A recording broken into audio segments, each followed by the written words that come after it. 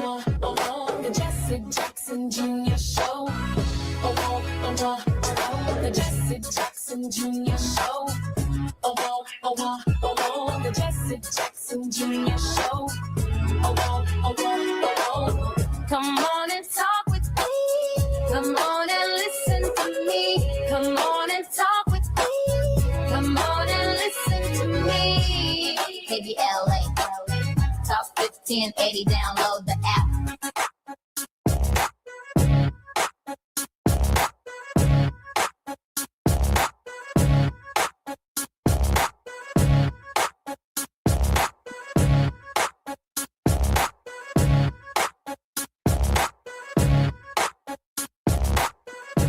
I'm Jesse Jackson Jr. Welcome forward to the Jesse Jackson Jr. Show on KBLA Talk 1580. It's Wealthy Wednesdays on the Jesse Jackson Jr. Show, and I'm so glad that everyone is joining us at this hour and in my personal space, an hour of bereavement. I'm so grateful for the state of South Carolina elevating the stature of Reverend Jesse Jackson to that of an official son of the state, and the way in which they handled the memorial services for Jesse Jackson in South Carolina. My mother and I, and my brother Jonathan, my sister Santita, my sister little Jackie, we drove across the country to honor the life of our father, carrying his remains that have been left in the custody of Leak Funeral Home in the city of Chicago. And I am so grateful for the way in which they have provided our family these services during our hour of bereavement. I also want to thank the scores of state police officers from the state of Illinois, the state of Indiana, the state of Kentucky, the state of Tennessee, the state of North and South Carolina, who escorted our caravan carrying the mortal remains of Jesse Jackson to the state capitol in Columbia, South Carolina. What an amazing service it was. And when we arose, if that's a word, when we got to South Carolina, we pulled over to a gas station to make the handoff. That's when one group of state troopers hands our caravan off to another group of state troopers, pulled over to a gas station. And the South Carolina state police officers got out of their cars and began cleaning the windshields of Reverend Jackson's hearse. An amazing moment for me, an amazing moment for our family, when one recognizes Jesse Jackson's humble beginnings in the segregated South and a segregated city of Greenville, South Carolina. For young, white male state troopers to show the respect to Jesse Jackson is really a testament to his 84 years of life, where we were, where he could not use a library, to state troopers cleaning the windshields of his hearse. So grateful for that. In this hour, we're moving to some more prescient issues that are before us. Our very special regular contributor is Dr. P.L. De Silva, who has over 20 years of experience of backroom diplomacy and mediation, negotiation. He has taught politics, international relations, and several graduate, undergraduate programs at universities in New York, New Jersey, Long Island, and Queen's University of Belfast in Northern Ireland. Dr. De Silva's publications include Postmodern Insurgencies, Political Violence, Identity Formation, and Peacemaking in Comparative Perspective. He's an experienced director with a demonstrated history of working in the think tanks industry and academia, the United Nations, political and military affairs, and he is a very, very special friend and a regular contributor to our show. Dr. De Silva, welcome forward to the Jesse Jackson Jr. Show on KBLA Talk 1580. Thank you so much, Jesse. And I'm so happy to hear that the state of South Carolina has honored your father as it rightfully should have been. I am particularly honored also that Dr. James Zogby, who was a 5-decade, maybe more, advisor to Reverend Jesse Jackson on all issues in the Middle East, as well as domestic issues here in the city of Chicago. Dr. Zogby really needs no introduction, but he is one of the leading public policy research organizations, the Arab American Institute in Washington, D.C. He's also the founder of Zogby Research Services, a polling firm focused on the Arab world, and as a prominent political advisor and commentator on Middle East affairs for decades. He's been on every major news program in the United States. Dr. Zogby is one of the founders of the National Rainbow Coalition, coming out of the 84 and 88 campaigns. He served at the Democratic National Committee for a number of years as a member of that committee, holding various positions. Dr. Zogby, welcome forward to the Jesse Jackson Jr. Show. Thank you, Jesse. And I have to begin by saying I'll see you in Chicago, but your dad and your family played a transformative role in my life, my family's life, and the Arab American community. And so I'm so glad I had opportunity to spend time with them, not only in the last couple of months, but over the last 40 plus years, almost 50. I'm a product of Jackson World and proud of it. Thank you, Dr. Zogby. We have about a minute before we come forward, PL.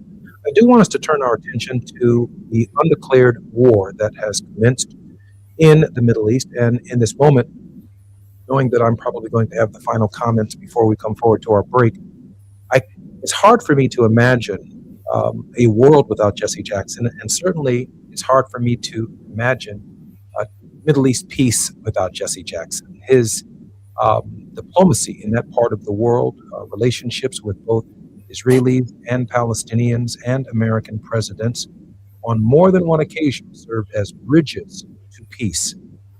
Dr. King recognized in Vietnam that we were spending an extraordinary amount of money fighting the Vietnamese, and Jesse Jackson believed that we were spending an extraordinary amount of money preparing for war in the Middle East, and it would take money away from domestic programs right here in the United States.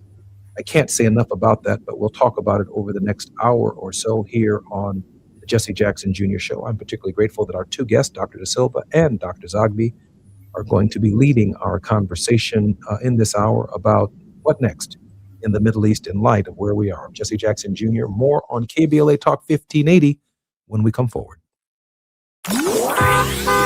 It's afternoon drive time with Jesse Jackson Jr. Only on KBLA Talk 1580.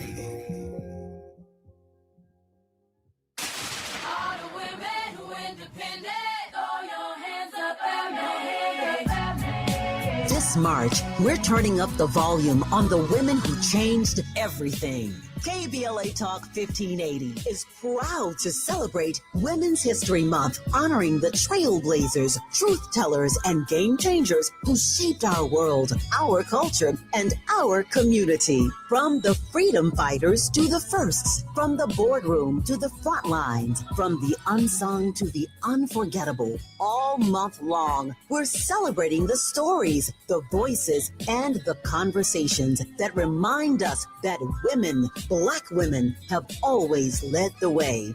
Don't miss a moment. This is our moment. This is our story. Stay tuned to KBLA Talk 1580, Los Angeles' home for the conversations that matter. I'm your girl, you're my girl, we're your girls. Won't you know that we love you?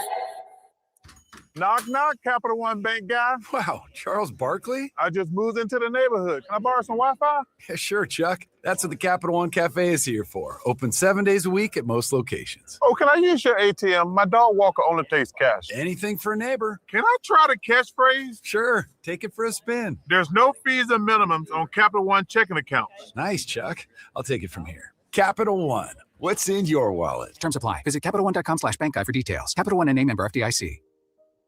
Small businesses are the heart of America. But you don't have to go it alone. As the nation's largest nonprofit resource of expert business mentoring, SCORE has helped millions of entrepreneurs build their businesses for free. Get the connections, education, and guidance you need with SCORE. We're ready to help. Find a mentor today at score.org. Now back to more of Jesse Jackson Jr. on KBLA Talk 1580. The Jesse Jackson Jr. Show. The Jesse Jackson Jr. Show. The Jesse Jackson Jr. Show. The Jesse Jackson Jr. Show. King Quality drops the beat. Come on and talk with me. Come on and listen to me. Come on and talk with me. Come on and listen to me. KBLA Talk 1580. I'm Jesse Jackson Jr. Welcome forward to the Jesse Jackson Jr. Show. We're going to jump right in. Dr. Zogby, a preemptive strike by the United States. It's seemingly that Marco Rubio, the President of the United States, the Vice President of the United States, members of the President's cabinet have failed to provide to the American people a rationale for this preemptive strike. You know the history better than anyone I know on the planet. How did we get here?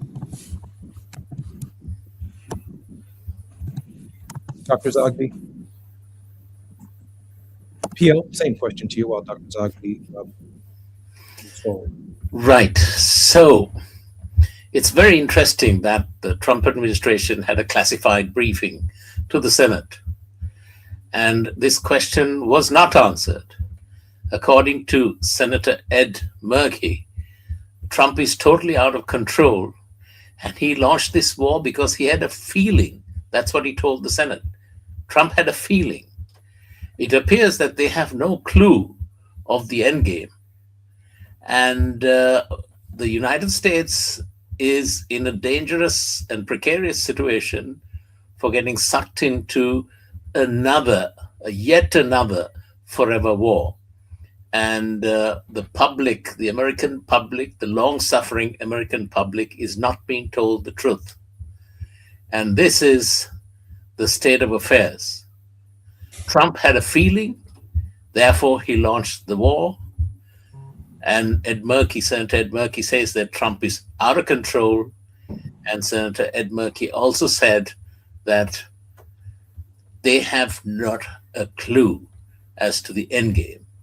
And then Senator Elizabeth Warren said there was no imminent threat to the US. So all of this is totally illegal. Iran, as we all know, and as my colleagues at the United Nations, when I was in the Secretary General's office, confirmed for a long, long time, Iran never had a nuclear weapons program. So there we have it. Dr. Zogby, how did we get here? Jim? Dr. Zogby, can you hear me?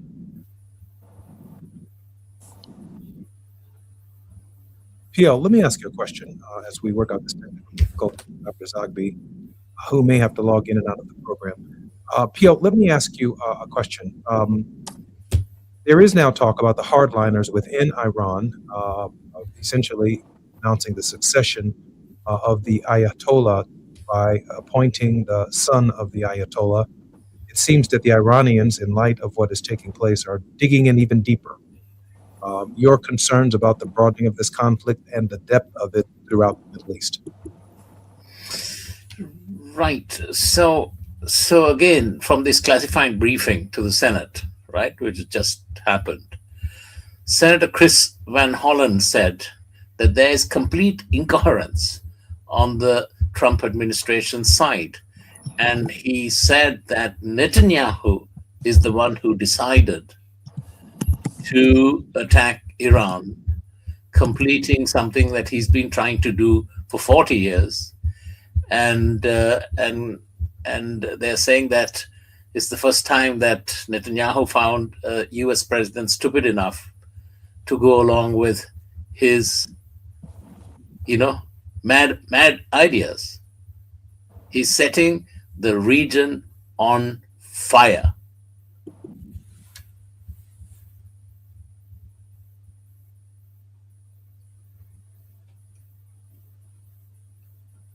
I'm thinking that the consequences of this conflict, PL, could lead to American forces on the ground. It's been shared with me that embassy representatives have not been evacuated, that there are Americans on the ground in Iran. For those of us who lived through the late 70s and the early 80s, we have a full appreciation of the kind of quagmire that Jimmy Carter found himself in that part of the world. Is there fear of that running through the diplomatic corps throughout the United States and around the world at this hour? Not only the diplomatic corps, I mean, the State Department is missing in protecting Americans and evacuating them. Rubio, for all his grand talk, there is no support from the US embassies and missions and consulates for Americans who are trapped in the region. and this is from firsthand. This is firsthand information coming to me from some high school friends of mine who are trapped in Qatar and Saudi. So it's totally, they're totally at sea. And I'd like to tell you some of the losses, the significant losses that the US has had. The US Fifth Fleet headquarters in Manama in Bahrain has been destroyed, and military experts are saying that it may never be rebuilt. In Qatar, the ANFPS 132 upgraded early warning radar looking for ballistic missiles, which is, it's called Block 5. And it cost $1.1 billion. That has been destroyed according to satellite information. There's a lot of, noise out there saying this is not true, but there's satellite information and evidence that this is indeed the case. And then in Israel, you can see that there is the bypassing of, Israeli radar, and the Iron Dome, which is short range, David Sling, which is medium range, and the Arrow, which is long range. The Iranians appear to be bypassing and hitting targets that have been pre-selected, including an Israeli intelligence unit that was under a residential building, which has been flattened. So all of these things are saying that, the Israelis don't have that 10-minute leeway that they used to have, because the radar systems are apparently not picking up the Iranian missiles coming in. So all of this is massive chaos, and it could well lead to the US withdrawing from bases that are close to Iran and never coming back, like the US Fifth Fleet headquarters in Manama, Bahrain. It would never be rebuilt, according to US military analysts. So this is the state of play.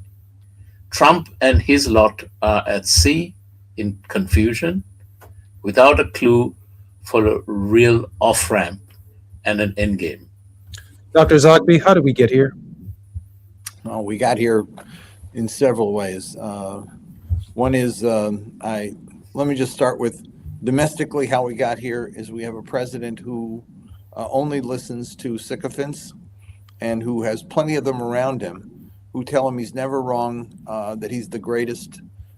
He has his own internal mechanism that can never admit defeat and always has to succeed, always has to feel he's succeeding. And that combination's a lethal brew. If you have an advisor who says you got to do it and it's a good thing and you'll be a great man for doing it, and he has everybody around him telling him it's wonderful, and no one who will tell him it's not, including foreign leaders who cower in the face of this predator who will exploit them as best he can, and tell him you're a genius, you've got it, and just go for it, boy. And so he has. How the region get to this point is, I think, a longer story. Certainly it begins with the US and British and French imperial domination of the region that made a mess a century ago, and the US, which made a mess in Iran back in the 1950s by stifling the move for democracy, and a free election overthrew the leader and brought back the Shah, who was repressive as hell, and supported him for decades until there was a revolution. And the revolution was one that I thought was going to produce a wonderful new moderate democratic regime in the country. It didn't, because what we discounted was the role of the clergy outside, who came back and immediately took control of the street and were able to establish this theocracy in the country that had a revolutionary bent, that was going to export its revolution in the region and compete with other regimes in the region who had the same mindset. When it was contained, rather evil ways. I mean, the Iran-Iraq war was an effort at containment of both regimes by getting them to fight each other. And the U.S. supplied weapons legally to Saddam. I mean, when we talked about Saddam having chemical and biological weapons, guess what? We supplied them. And I have in my office the congressional directory, the congressional testimony of the Defense Department that said, yes, we supplied the bacterial weapons, we supplied the chemical weapons. On the other hand, we found a circuitous route through Latin America and using money from the Gulf to purchase weapons that got sent to Iran. So we were actually fighting both sides because we liked them killing each other. When it was over, we instituted a policy of dual containment, but George W. Bush, genius that he was in the Iraq war, in the Iraq war, ended up demolishing Saddam and unleashing Iran with all of its anger at the United States and all of its anger at the West in general onto the whole region. And so it empowered and emboldened Iran to play a role that has not been helpful in several countries because they found allies in these countries who themselves felt exploited, and it played them, using them in Lebanon, using them in Syria, using them in Yemen, in Bahrain, and other places to establish a foothold. Now, I think that, what we've got here is a situation where the region was beginning to move in a different direction. And you had the UAE setting up an embassy, the Saudis establishing relationships, and others in the region doing the same thing. What Trump did was sabotage all that. I think at the service of and the interests of only one person, and that was Benjamin Netanyahu, who needs this war to stay out of prison and stay in office. And I listened the other day to Marco Rubio, who is certainly not a Henry Kissinger by any stretch of the imagination, or an Anthony Lake, or a Zbigniew Brzezinski. He said the dumbest thing I've ever heard. He said, we attacked Iran because we knew that Israel was going to be attacking them, and if Israel attacked them, then Iran would probably strike out against us, and so we preemptively bombed Iran to stop them from, which of course was nonsense. But what we've now done is unleashed, I think, a situation where, Dr. De Silva, I think we can talk about the war as it's playing out right now, but I think there are consequences down the road that are going to be with us for a generation or maybe two. Just like Iraq produced consequences a generation or two, this is going to do the same. For example, we're going to unleash the Kurds on northern Iran with ground forces supported by the United States. Guess what? That is going to then only inflame the Kurds in Turkey and in Syria, and it's going to create increased pressure in Iraq itself. We're sort of exacerbating the Kurdish question in a very serious and dramatic way, who's going to cause fragmentation throughout the region. In the same way, what is going to happen to sectarian movements in the rest of the Middle East also will be exacerbated by this. We're asking each one of these countries that Iran is involved in to have a civil war and squash Hezbollah or squash the Houthi or squash. And you know what? Everybody's in the regions being asked to have a civil war in Israel's interest, except for one country, and that's Israel. It's Israel itself, which needs a civil war to squash its extremist movement that is creating havoc in the West Bank and making lives miserable for people. And so short term, we've got this mass destruction on all sides, but long term, we have going to be instability. We're going to have extremist movements. We're going to have hatred against the United States and the West in general. That's going to be with us for a generation or more. We have about 2 minutes before we come forward. Dr. Zogby, I want to press this question. In 1984, 1988, Dad said we have 22 nations in the Middle East, including Israel, all of whom should be U.S. allies. This action obviously runs contrary to Reverend Jackson's talk policy in the Middle East. My thinking is that many of our Democratic allies who identify with the United States will also be destabilized as a result of the president's actions. Dr. Zogby? Yeah, no question about it. Look, we do polling on this stuff, and what we find is that there's almost no one more unpopular than the United States in the region except for Israel.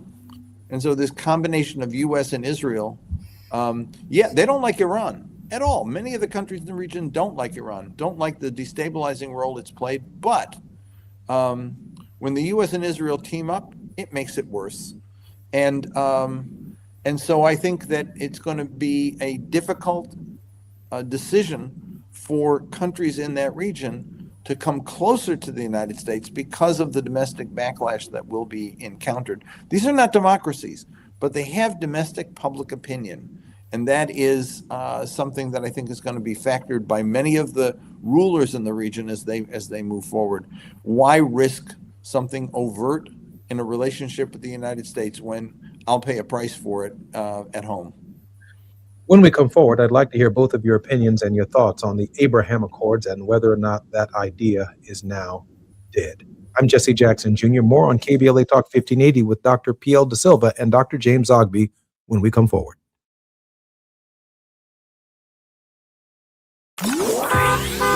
It's afternoon drive time with Jesse Jackson Jr. Only on KBLA Talk 1580.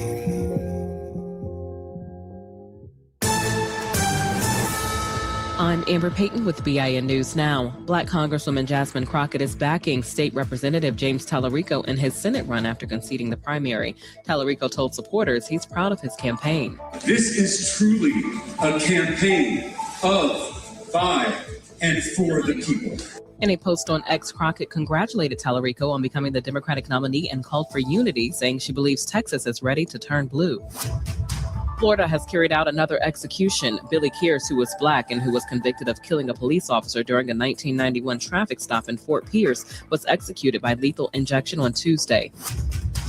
And California Governor Gavin Newsom says he broadly supports Black Los Angeles Mayor Karen Bassett's re-election bid, despite differences on issues like homelessness and housing. Speaking with Puck News, Newsom called their working relationship collaborative and said he believes in her leadership. Get BIN News Now on demand 24/7 on the iHeartRadio app. Visit Hard Rock Casino Tejon for the $500,000 Luck of the Irish BMW drawing. Drawings every Thursday in March. Hard Rock Casino Tejon, the closest casino to downtown LA. The excitement starts here at the new Hard Rock Tejon. This is the KBLA Sports Minute with Ray Richardson. The Lakers won their third straight. They beat New Orleans 110-101 Tuesday night at Crypto.com. 27 points, 10 rebounds, and 7 assists for Luka Doncic. LeBron had 21 points and 7 assists. The Clippers are at home tonight against Indiana. The Pacers come to town with a 6-game losing streak and the worst record in the Eastern Conference. They were in the NBA Finals last season. The career of the all-time scoring leader in California high school boys basketball came to an end Tuesday night. Inglewood High School star Jason Crow Jr. scored 34 points in Inglewood's 84-65 loss to Damian in the Southern California Division I regional playoffs. Crow's 34 raised his final career total to 4,718 points, the highest all time for boys and girls in California high school hoops. Crow is going to Missouri in the fall. No debates, no speculation, just the info you need. That's your KBLA Sports Minute. I'm Ray Richardson on KBLA Talk 1580.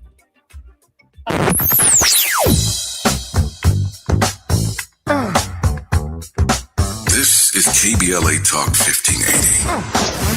Talk radio. That's music to your ears. We're unapologetically progressive. KBLA Talk 1580.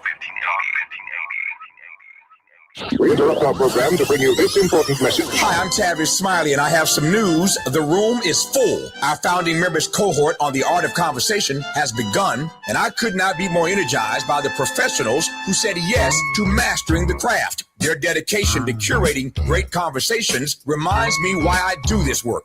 Now, if you wanted to join us and did not make it in time, I want you to hear this. The next cohort is coming. I do not have the firm dates yet, but I do have a waiting list. And everyone on that list will receive early access and special discounts when enrollment opens. After almost 40 years of interviewing world leaders and cultural icons, I am teaching everything I know. Don't miss your chance to be in the next room. Go to TavishTalks.com and get on the waiting list right now. That's TavishTalks.com. The conversation continues. Will you be part of it?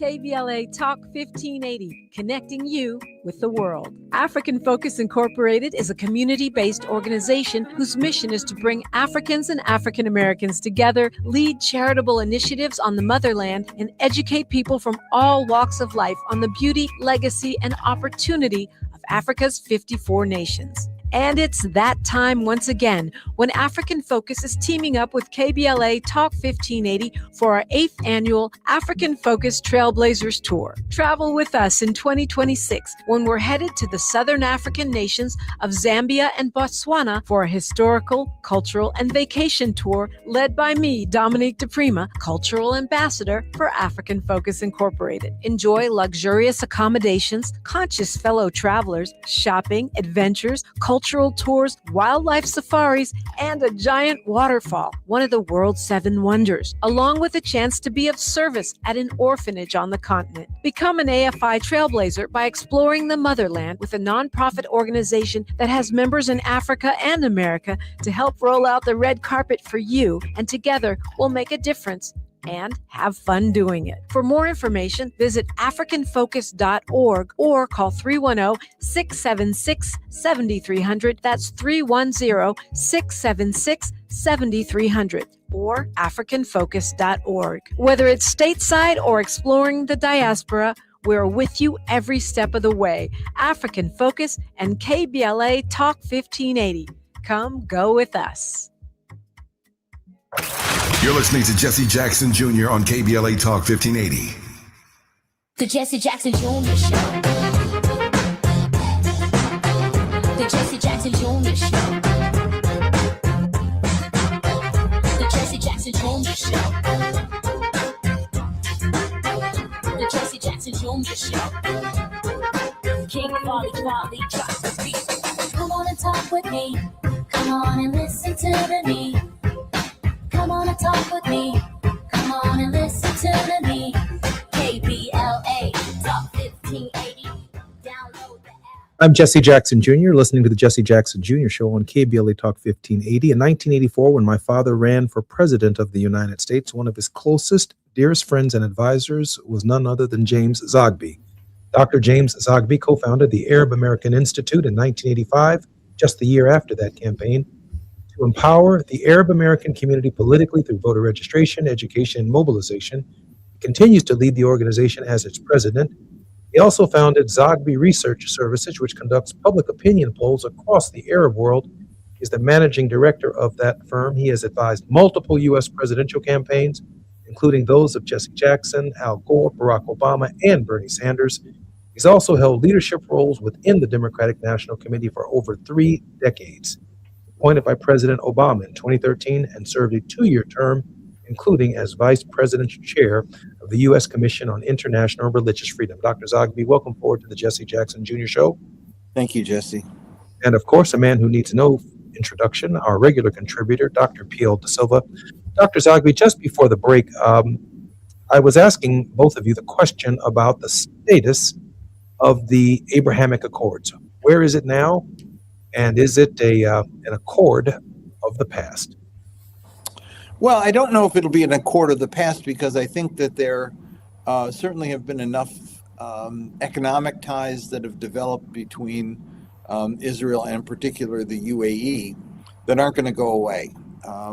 But I think it's on precarious ground. I don't expect a lot of public events for the foreseeable future. And I certainly don't expect it expanding. That fantasy of that, the destroying Iran and would make other countries come flocking to Israel. Netanyahu does not quite understand the fact that he's persona non grata in the region and has been. Everybody points Iran's the problem. It's not the problem. Israel's the problem, and the United States is the problem. And the combination of imperialism on the one hand from the U.S.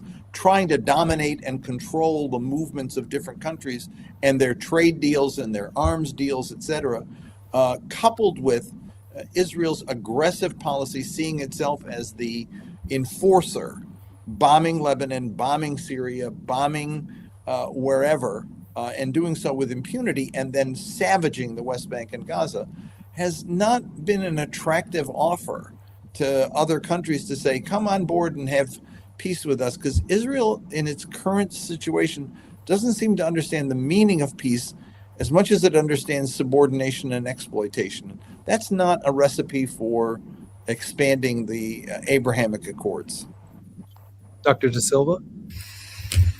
Yes, I think, Trump and Netanyahu would love to have a new Middle East that is, crafted in the image of their imaginations. But that's not going to happen. And what could well happen is something that actually happened in the past, in history. When Britain, France, and Israel attacked the Suez Canal and dropped paratroopers, it was the US that came and got the British and the French and the Israelis to withdraw. And that was the time when the US emerged as a rising star on the global stage. Now that star is waning, it's tarnished, and this may be an opportunity or a moment in time where China could play the same role that the US played in the Suez crisis.